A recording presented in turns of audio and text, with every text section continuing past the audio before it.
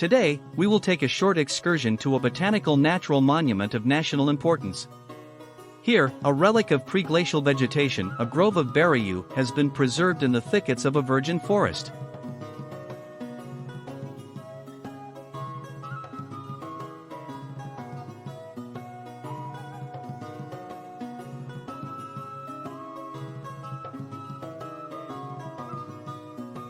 The road from Chernivtsi to Hlybochok dives under the cover of an old forest, where, turning left, we get to a picturesque place, but with limited access by car that is quite justified. This is one of two known locations in Ukraine for this once widespread, but now rare plant. Along with the location in Transcarpathia, there is a much less known location in Bukovyna, in the Chernivtsi region.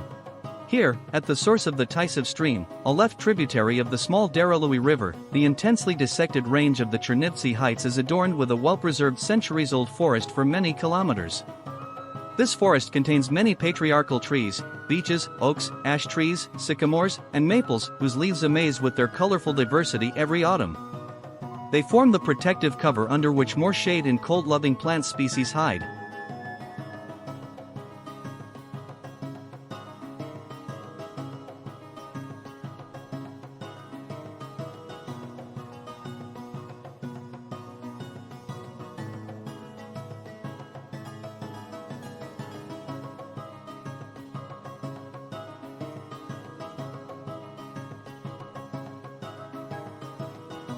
It is difficult to call this forest exclusively deciduous because small fir trees are found everywhere in the undergrowth.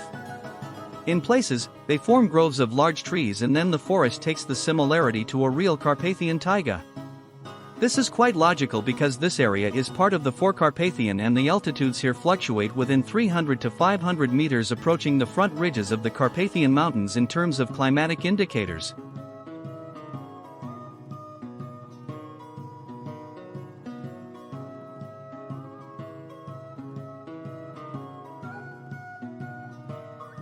It is interesting to see that the most elevated areas of the Interflov Plateau are quite flat and are covered exclusively with beech forests of park type.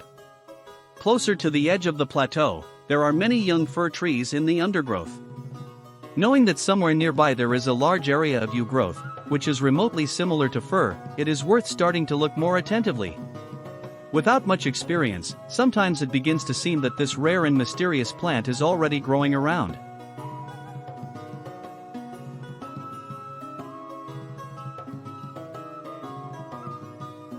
In one place, a seemingly ordinary, shallow, and narrow ravine wedges into the surface of the plateau, behind which some unexpected object shines.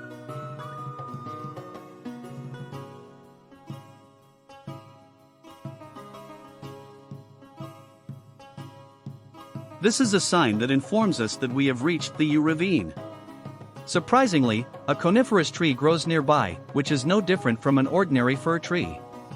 And it seems that it should be significantly different.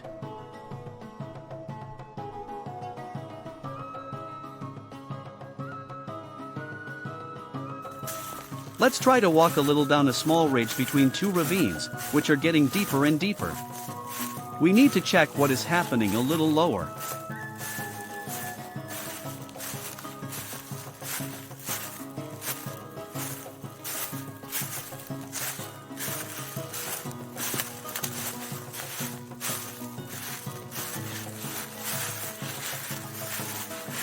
New exciting angles open up, and the terrain takes on a completely different look.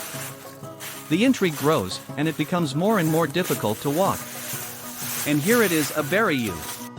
It is a beauty that is simply impossible to confuse with anything else, except for a tree like juniper, and even then, it is unlikely.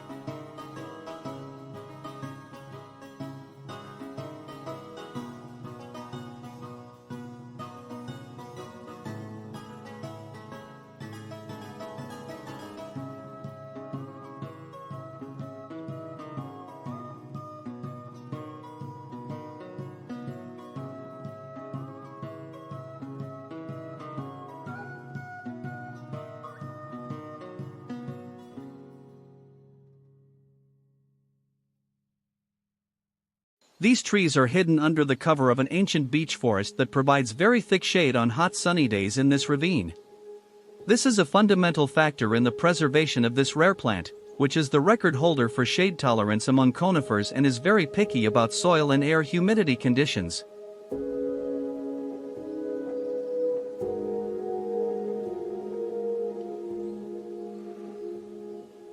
In these trees, the reddish bark is the first thing that attracts attention. Against its background, the ubiquitous green shoots look quite picturesque, which is a beginning for the branches of the tree later develop. On young shoots, the bark is smooth; on thicker branches and trunks it peels off from old age. Young shoots, bark, and leaves contain an alkaloid toxin and a highly irritating oil. The wood is very hard and strong, resistant to rotting. These properties, together with strong bactericidal properties, the wood kills even microorganisms in the air, doomed this tree.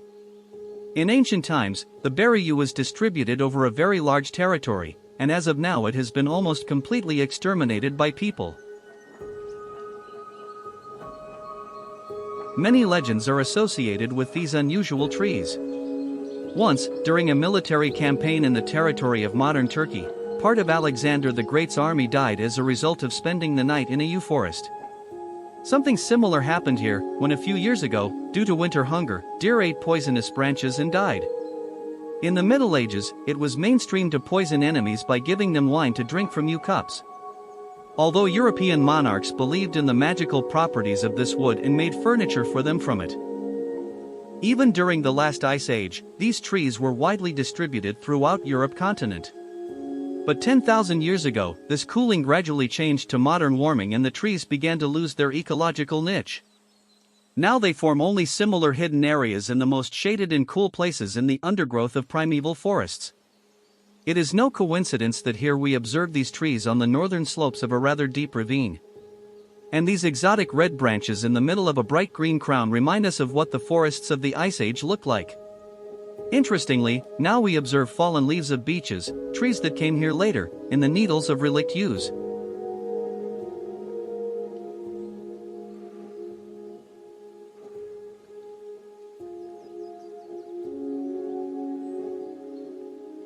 Descending the bottom of the ravine to the stream, the landscape gradually transforms into a small canyon with clay sides, and the shading becomes more and more intense.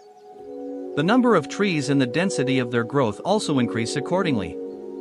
In general, this area of yew growth covers an area of 10 hectares and the total number of its trees and bushes reaches 1264 individuals.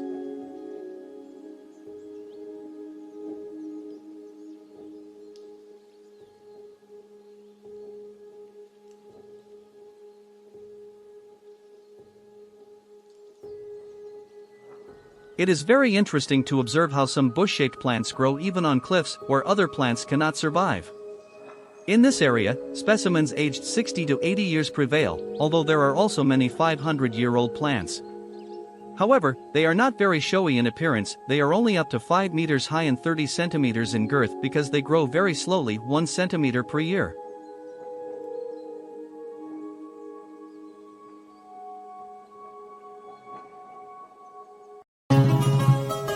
Once this tree played a great role in human cultural life, but now it has remained mainly in place names, such as the nearby Tysevets village and the Tysev stream. Tys is a Ukrainian name for the yew. This natural monument is of such high value that local forestry workers strengthen the slopes of the ravine every year to prevent erosion, and scientific expeditions from Kiev regularly come to provide special research.